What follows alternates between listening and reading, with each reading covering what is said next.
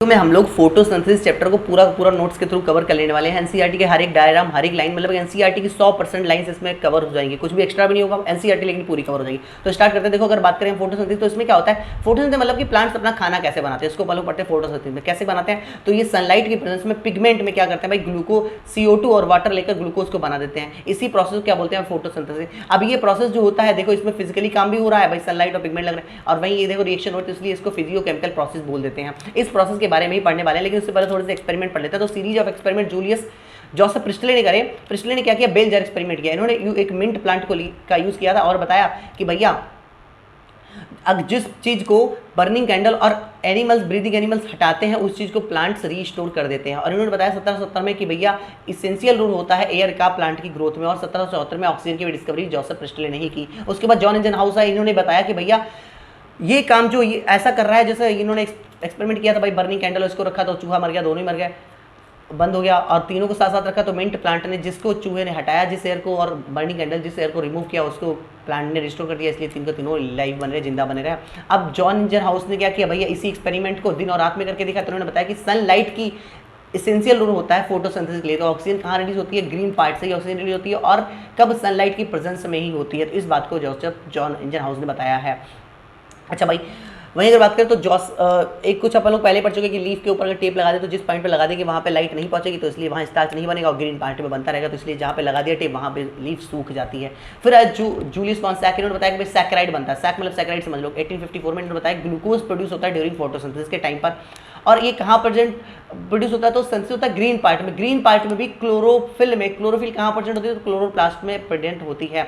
अभी सैकर क्या बनाते हैं? स्टोर करते हैं स्टार्च के फॉर्म में, ग्लूकोज बनता है जो कि स्टार्च के फॉर्मेट में स्टोर हो जाता है। फिर एक साइंटिस्ट है TW एल्जेनमाइन, इन्होंने बताया कि भैया कौन सी लाइट सबसे ज़्यादा एसेंशियल होती है? तो इन्होंने प्रिज्म से गुजारा तो देखा कि सातों लाइट में टूट गया। सातों लाइट में से क्लेडोफोरा के ऊपर एक्सपेरिमेंट किया, और एरोबिक बैक्टीरिया के एक्सपेरिमेंट में तो देखा इन्होंने जहाँ पर रेड और ब्लू लाइट थी वहाँ पर ज़्यादा एरोबिक बैक्टीरिया बने, मतलब कि रेड और ब्लू लाइट जो होती है वो ज़्यादा अच्छी होती है। किसके लिए भैया? फोटोसिंथेसिस के लिए। तो रेट ऑफ फोटोसिंथेसिस देखा तो देखा रेड और ब्लू लेजन में ज़्यादा उठा हुआ है। तो blue and red light are best for the photosynthesis. इन्होंने क्लेडोफोरा का यूज़ किया। ग्रीन एल्गी था जो कि suspension of aerobic bacteria, discover the first action spectra of photosynthesis का फर्स्ट एक्शन स्पेक्ट्रा दिया।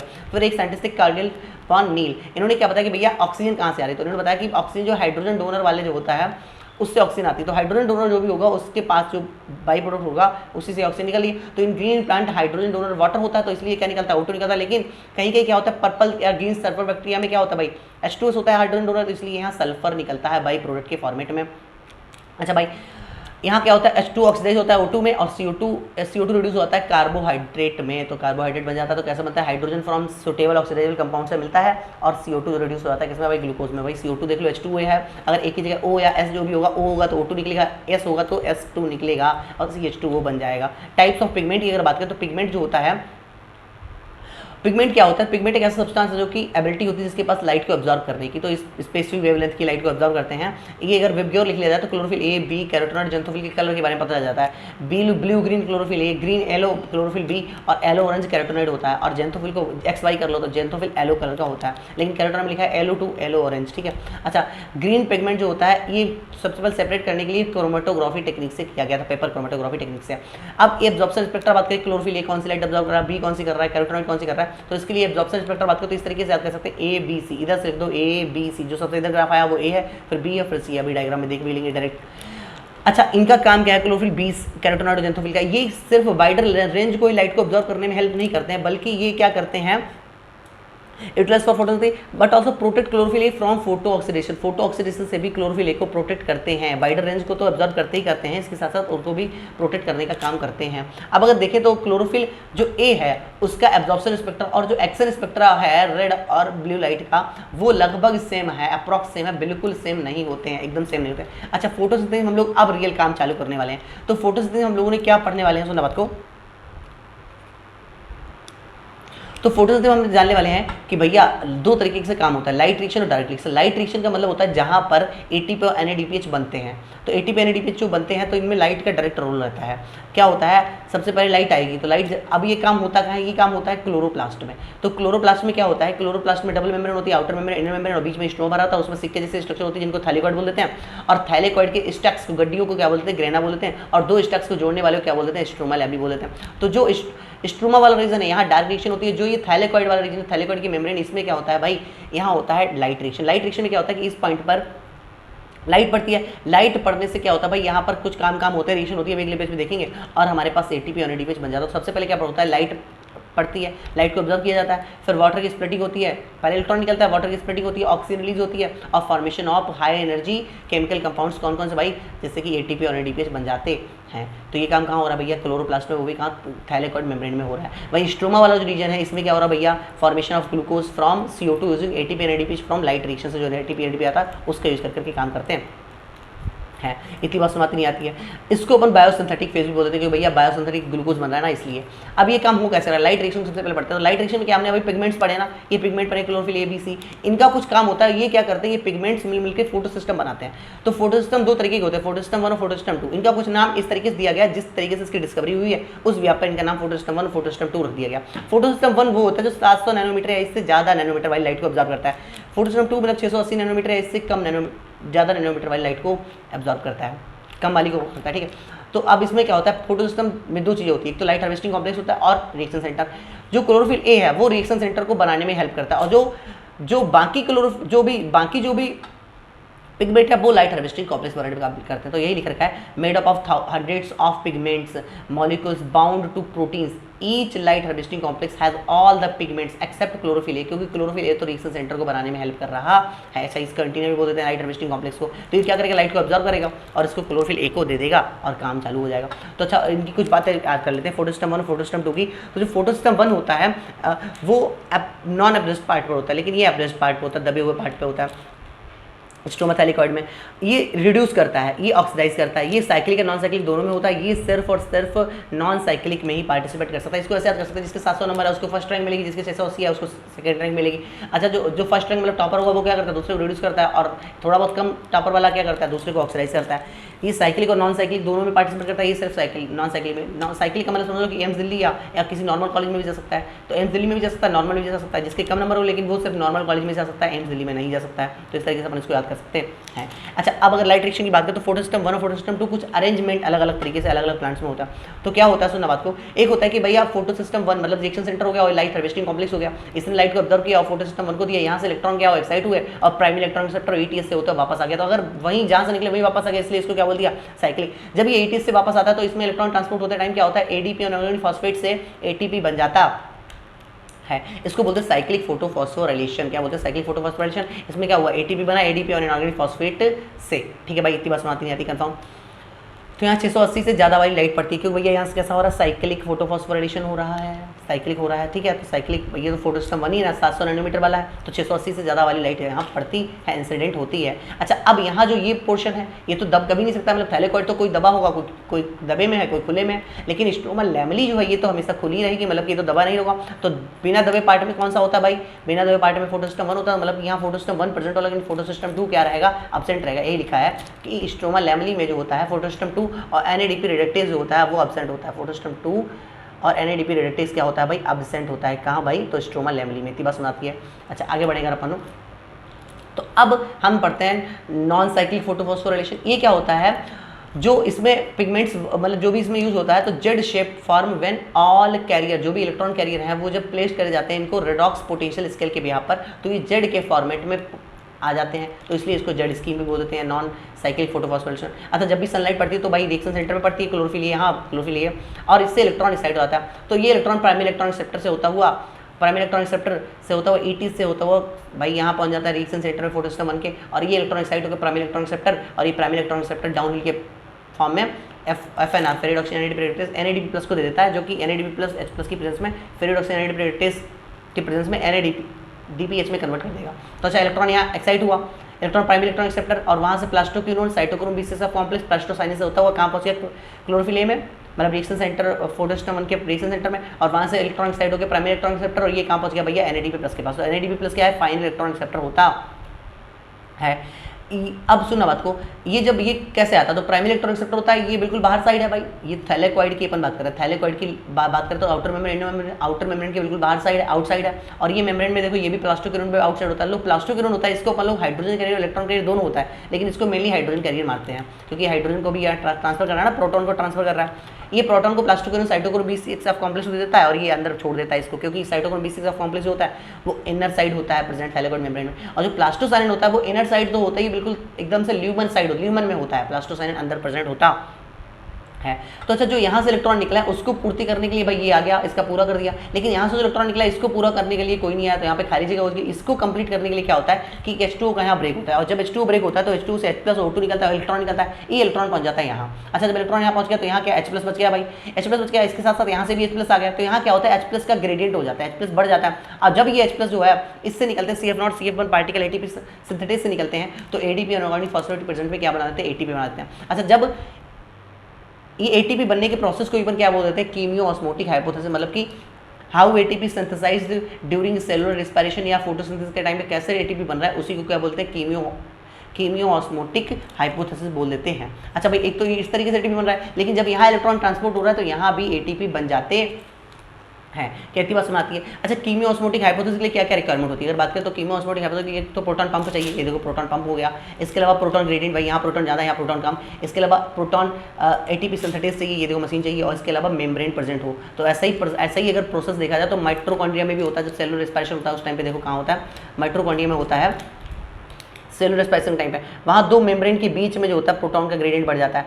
तो ऑक्सीडेटिव फॉस्फोराइलेशन क्या होता है, माइटोकॉन्ड्रिया जो होता है माइटोकॉन्ड्रिया चाहिए, प्रोटॉन ग्रेडियंट चाहिए, इसके अलावा इनर मेम्ब्रेन स्पेस चाहिए होता है, देखो यहाँ होता है। तो अब जब ये एटीपी सिंथेसिस करते हैं need proton gradient across membrane, membrane के क्रॉस क्या चाहिए प्रोटॉन, लेकिन ये प्रोटॉन ग्रेडियंट पहुंचने के लिए जब क्रॉस करता है मेम्ब्रेन को तो उस टाइम एनर्जी लगती है, energy is used to pump proton across membrane, membrane के क्रॉस प्रोटॉन को पंप करने के लिए एनर्जी की यूज होता है। इतनी बात सुनाती जाती है। आगे बढ़े अपन लोग, अब जो movement of electron downhill in terms of an oxidative reduction और रेडॉक्स पोटेंशियल स्केल के बिहाफ पर क्या हो रहा है भाई, इलेक्ट्रॉन के तरीके से डाउन हिल प्रोसेस हो रहा है ना, यहाँ से देखो डाउन हिल के फॉर्मेट में आया नीचे आया, फिर यहाँ भी डाउन हिल के फॉर्म में नीचे जाता है। ये थायराइड मेम्ब्रेन दिखाई गई है, चौड़ी करके दिखा दिया उसको थोड़ा सा। अब जो ये एटीपी और एनएडीपीएच बना है इसका अपन लोग यूज़ क्या करते हैं भाई, डायरेक्ट रिएक्शन में, डायरेक्ट रिएक्शन मतलब कि वो डायरेक्ट लाइट के डिपेंडेंट नहीं है, ऐसा नहीं कि अंधेरे में होगी, वो इसके जो लाइट रिएक्शन के प्रोडक्ट्स हैं उसको यूज़ करेगा। तो डार्क रिएक्शन में क्या होता है कि भाई यही मेन काम है, यहाँ एटीपी और एडीपी का यूज़ करके अपन लोग क्या बनाएंगे, ग्लूकोज बनाएंगे। कैसे बनता है सुना बात को, राइबोलोज 1,5 फॉस्फेट जो होता है उसकी प्रेजेंस में RUBP से CO2 बन जाता है। RUBP होता है 5 कार्बन का, तो 5 कार्बन से CO2 बन गया तो 6 कार्बन हो गया, 6 कार्बन का हो गया, तो इसलिए ये दो 3 कार्बन के फॉस्फोग्लिसरेट बना देता है, और ये फॉस्फोग्लिसरेट रिडक्शन के थ्रू ट्रायोस फॉस्फेट बदल जाते हैं, और ये ट्रायोस फॉस्फेट ग्लूकोज सुक्रोज या स्टार्च बना देते हैं। ट्रायोस फॉस्फेट का रीजनरेशन के थ्रू राइबोलोज 1,5 फॉस्फेट फिर से बन जाता है। अच्छा जब ये इसको CO2 बनता है तो उसको बोलते हैं कार्बोक्सिलेशन। तो ये मोस्ट क्रूशियल स्टेप माना जाता है, क्योंकि भाई CO2 ही नहीं बनेगा तो फिर तो प्रोसेस आगे बढ़ेगा कैसे। वहीं अगर बात करें जब 3 फॉस्फोग्लिसरेट से ट्रायोस फॉस्फेट बनता है इसको रिडक्शन बोलते हैं। रिडक्शन में 2 ATP और 2 NADPH का खर्चा आता है, जो कि 2 ATP और 2 NADP प्लस में कन्वर्ट हो जाते हैं। वहीं ट्रायोस फॉस्फेट जब रीजनरेशन होता है तो 1 ATP का खर्चा आता है। तो ओवरऑल एक बार में कितने CO2 को तुमने फिक्स किया, एक CO2 को एक प्रोसेस में, तो हमें लेकिन बनाना है ग्लूकोज, तो ग्लूकोज बनाने के लिए अपन को ये प्रोसेस 6 बार चलाना होगा। अच्छा एक बार प्रोसेस में 2 ATP यहाँ और 1 ATP यहाँ, मतलब 3 ATP और 2 NADPH का खर्चा आया, तो टोटल 6 बार में कितना आएगा, 6 और 18 ATP और 12 NADPH का खर्चा आता है। RUBP जो होता है वो एक कीटोन शुगर होता है, कहती बस आती है। अभी जो डार्क रिएक्शन होती है यही बात यहाँ लिखी कि भाई कितने ATP पर ग्लूकोज बनाने के लिए 6 CO2 और 18 ATP और 12 NADPH का खर्चा आता है। अच्छा भाई आगे बढ़ेगा अपन बात करें तो सुना बात कहाँ गया भाई, पीछे बढ़ो और पीछे बढ़ो। तो अब जो डार्क रिएक्शन होती है कैल्विन साइकिल, इसको बोलते हैं कैल्विन साइकिल या C3 साइकिल बोल सकते हैं। ये C3 साइकिल तो सब जगह होती है, मतलब ग्लूकोज बनाने का सिर्फ एक यही प्रोसेस है, बस इसको अच्छा करने के लिए, बेटर करने के लिए थोड़े बहुत प्रोसेस में चेंज कर दिए जाते हैं, बस इतना होता है C4 और कैम्प पाथवे में। तो C3 पाथवे या कीमो सिंथेटिक पाथवे भी इसको बोल देते हैं, कीमो सिंथेटिक पाथवे बोलते हैं। ये सारे प्लांट्स में होता है, चाहे वो प्लांट C3 हो चाहे C4 प्लांट हो, सभी प्लांट्स में ये होता है। अच्छा भाई अब जो C3 प्लांट में इन्होंने मेल्विन कैल्विन ने ये प्रोसेस किया था, किस कार्बन का यूज़ किया था, 14 कार्बन, रेडियोएक्टिव 14 कार्बन का यूज़ किया था और एल्गी के ऊपर ये एक्सपेरिमेंट किया था। आगे बढ़ेगा अपन लोग, लेकिन ये जो प्रोसेस होता है तो यहाँ क्या होता है, ऑक्सीजन CO2 दोनों प्रेजेंट होते हैं, लेकिन RUBP की एक टेंडेंसी होती है, राइबोलोज 1,5 फॉस्फेट की रुबिस्को की टेंडेंसी होती है। रुबिस्को की फॉर्म बात करें तो क्या होती है, सुना बात को, रुबिस्को का मतलब होता है राइबोलोज 1,5 फॉस्फेट कार्बोक्सिलेज ऑक्सीजनेज।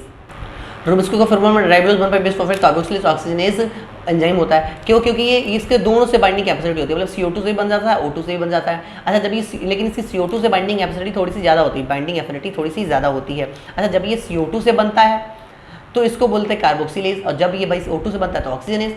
अच्छा दोनों से बन जाता है तो प्रॉब्लम क्या है, सुनना बात को, अगर जब कभी कभी क्या होता है भाई, पानी वानी नहीं निकल पा रहा है, ज़्यादा टेम्परेचर का, तो स्टोमेटा क्लोज होता है, तो वहाँ ऑक्सीजन का लेवल बढ़ जाता है, तो ऑक्सीजन का लेवल बढ़ जाता है तो क्या होता है, ऑक्सीजन जो होता है वो ऑरिबीपी से बाइंड हो जाता है, और बाइंड रुबिस्को के प्रेजेंस में बाइंड हो जाता है, तो बाइंड होकर दो प्रोडक्ट बनाता है, फॉस्फोग्लिसरेट और फॉस्फोग्लाइकोलेट। लेट तो 2 कार्बन का, ये 3 कार्बन का, लेट में बना तो 2 कार्बन बना, ये क्लोरोप्लास्ट में ऐसा काम होने जाता है। और फिर क्या होता है, क्लोरोप्लास्ट, पेरोक्सो, माइटोकॉन्ड्रिया 3 लोग पार्टिसिपेट करते हैं और ये CO2 निकल जाता है, और ATP और NADPH का खर्चा भी होता है, मतलब कि ATP NADPH खर्चा हो गया, और यहाँ दोनों जगह क्लोरोप्लास्ट और पेरोक्सो में O2 यूज भी हो जाती है, तो O2 यूज कर लिया और जो है इसके साथ साथ ATP का खर्चा भी कर दिया, तो भैया ये कोई अपने लिए फायदा तो हुआ नहीं, घाटा और हो गया।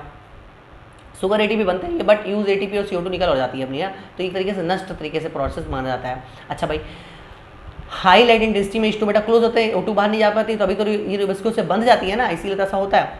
अच्छा, अब ये प्रोसेस ना हो क्योंकि O2 क्लोरोप्लास्ट और पेरोक्सो में निकला है और CO2 माइटोकॉन्ड्रिया में निकलती है, ये ऐसा ना हो कभी कभी, इसीलिए C3 कुछ प्लांट जो होते हैं अपने आप को मॉडिफाई कर लेते हैं C3 पाथवे को चलाने के लिए, मतलब वहाँ पे और C3 पाथवे में रुबिस्को की जरूरत होती है, तो रुबिस्को के पास ये लोग O2 को ज़्यादा होने ही नहीं देंगे, तो वो कैसे करते हैं, सुना बात को, इन्होंने 2 में करा, एक side mesophyll bundle sheath cell, ये क्या करते हैं भाई, कुछ प्लांट्स की भाई जो वैस्कुलर टिश्यू है उनके दोनों तरफ बंडल शीट सेल और उसके बाहर मीजोफिल सेल लगा देते हैं।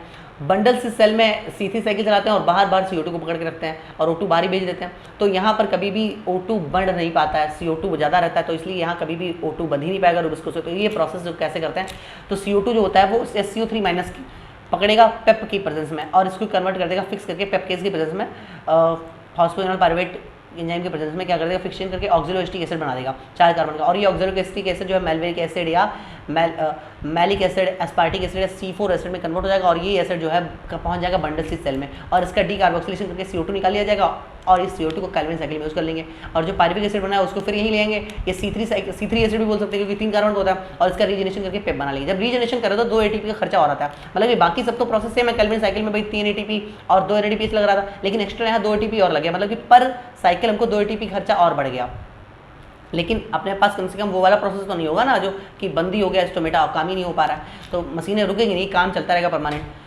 अच्छा भाई, वहीं अगर बात करें तो एक CO2 एक्सेप्टर, ये एक CO2 को एक्सेप्ट करेगा, फर्स्ट CO2 फिक्सेशन प्रोडक्ट क्या बना है, oxaloacetic acid first CO2 fixation product बनता है। अच्छा भाई, ये काम करता रहता, तो अगर बात करें तो अब यहाँ पर साइकिल कितना ATP खर्चा आ रहा, तो 5 ATP खर्चा आ रहा और 2 NADPH खर्चा NADPH का तो उतना सेम खर्चा आ रहा है, तो पर साइकिल इतना खर्चा आ रहा, तो 6 साइकिल चलेंगे क्योंकि 6 CO2 को करना है, तो 30 ATP का खर्चा आ जाएगा और 12 NADPH का खर्चा आता है। इतनी बस आती जाती है कन्फर्म। अगर नहीं आगे बढ़े तो इस C4 पाथवे को हैश सेलेक्ट पाथवे बोलते हैं, क्योंकि ये पाथवे को हैच और सेलेक्ट साइंटिस्ट ने डिस्कवर किया था, इसलिए हैश सेलेक्ट पाथवे बोल देते हैं। अब बस सुना, जो रुबिस्को है वो यहाँ प्रेजेंट है, अब्सेंट है, और यहाँ प्रेजेंट है, यहाँ प्रेजेंट है तो यहाँ कभी भी ऑक्सीजन को बढ़ने नहीं दिया गया क्योंकि CO2 को भेज रहे हैं बार बार, खटाखट CO2 की कंसंट्रेशन को खूब हाई रखा हुआ है, तो यहाँ CO2 ज़्यादा रहता है, तो यहाँ रुबिस्को जो होता है वो प्रेजेंट रहता है और यहाँ रुबिस्को अब्सेंट रहता है, और यहाँ पेप प्रेजेंट रहता है, यहाँ पेपकेज अब्सेंट रहता है। तो इसमें रुबिस्को के पास कभी भी CO2 में से ज़्यादा रहती है, कभी भी O2 ज़्यादा होने नहीं देते हैं, तो इसलिए फोटो ऑक्सीडेशन नहीं होगा, फोटो रेस्पिरेशन नहीं होगा। आगे बढ़ते हैं अपन लोग। जो ये बंडल शीट सेल होती हैं, इनमें एक बात लिखी है कि भाई several layers around vascular bundle के चारों तरफ सेवरल लेयर्स के फॉर्मेट में बंडल शीट सेल लग जाती है, और बंडल शीट सेल की एक बात लिखी कि bundle sheath cells are characterised by having large number of chloroplast, thick wall, impervious to gaseous exchange and no intercellular space. अब भाई ऑक्सीजन कोई तो जाने आने नहीं देना है, तभी तो उसकी थिक जो है वो क्या है, वॉल है, और इम्परवियस टू गैसियस एक्सचेंज के लिए इम्परवियस होता है, और जो है इसमें क्या होता है, सेलुलर स्पेस नहीं होता। इतनी बात सुनाती नहीं आती कंफर्म। वही अगर बात करें तो कुछ फैक्टर अफेक्ट करते हैं फोटोसिंथेसिस को, अफेक्टिंग कौन कौन से, तो लॉ ऑफ लिमिटिंग फैक्टर में बात करें तो ब्लैक मैन ने लॉ ऑफ लिमिटिंग फैक्टर दिया, इन्होंने बताया कि जो भी चीज़ सबसे कम होगी उसी के ऊपर जो है प्रोसेस इफेक्ट करेगा। लाइट रिएक्शन की बात करें, लाइट जो है वो किस बिहाफ पर कितना मतलब अफेक्ट करेगी भाई, कितना भाई लिमिटिंग फैक्टर के तरीके से बिहेव करेगी, तो लाइट तो कभी कभी नहीं करती क्योंकि सैचुरेशन जो है 10% लाइट पे ही आ जाता है, अगर 10% लाइट भी पहुंच रही है प्लांट के पास तो काम हो जाता है।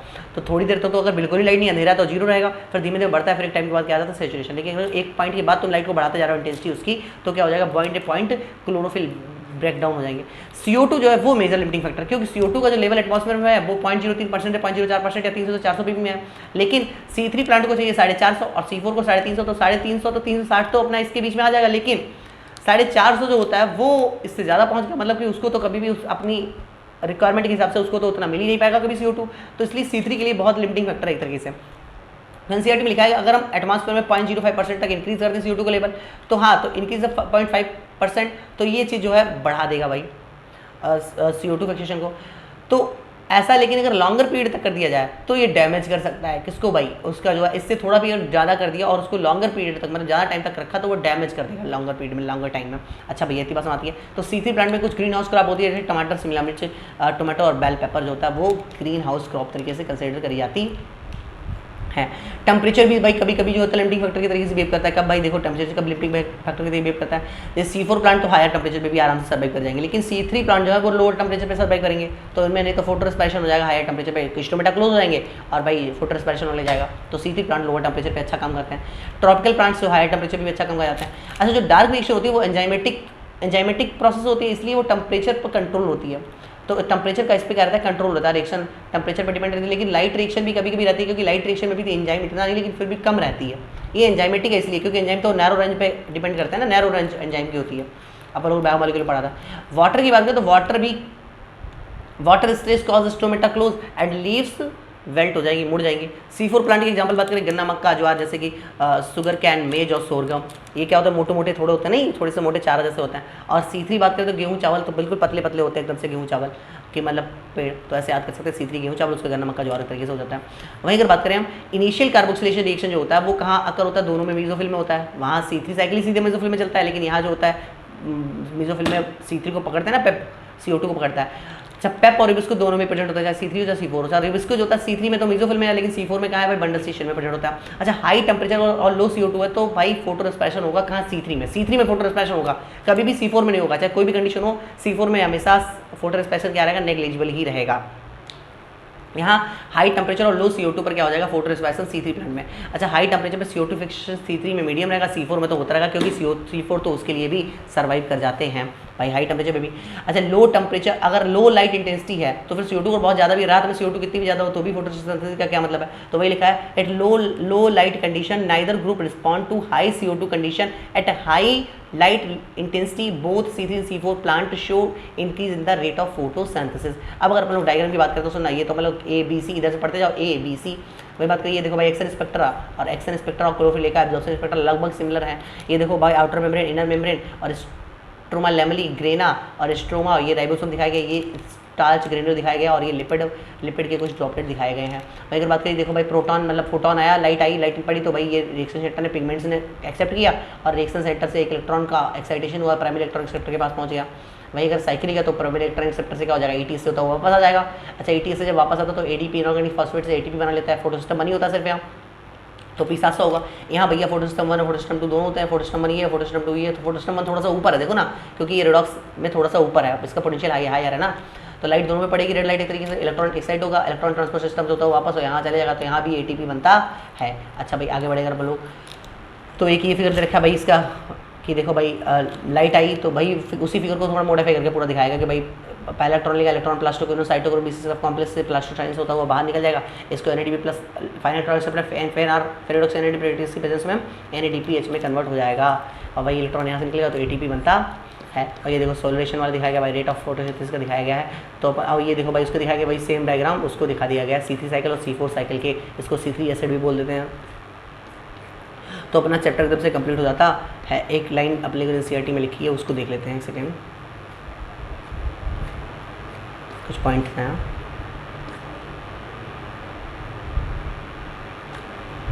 एक तो ये living organism have capacity of extracting energy from oxidizable substance and store this in the form of bond, मतलब oxidizable substance के फॉर्म में एनर्जी निकालते हैं और उसको स्टोर कर सकते हैं बॉन्ड के फॉर्मेट में। Living organism have capacity of extracting energy from oxidisable substance and store this in the form of oxidisable substance, energy निकालेंगे उसको स्टोर कर सकते हैं बॉन्ड के फॉर्मेट में। अच्छा कुछ बातें ये एक्स्ट्रा NCERT हैं कि ऑक्सीजन प्रोड्यूसिंग बैक्टीरिया कौन कौन से, ऑस्लिटोरिया, स्पायरोगोरा, क्लेमाइडोमोनास अल्बा। ऑक्सीजन नहीं निकालते तो रोडोस्पायरम, क्लोरोबियम, क्रोमेटियम। 100% NCERT कवर हो चुकी है आपकी।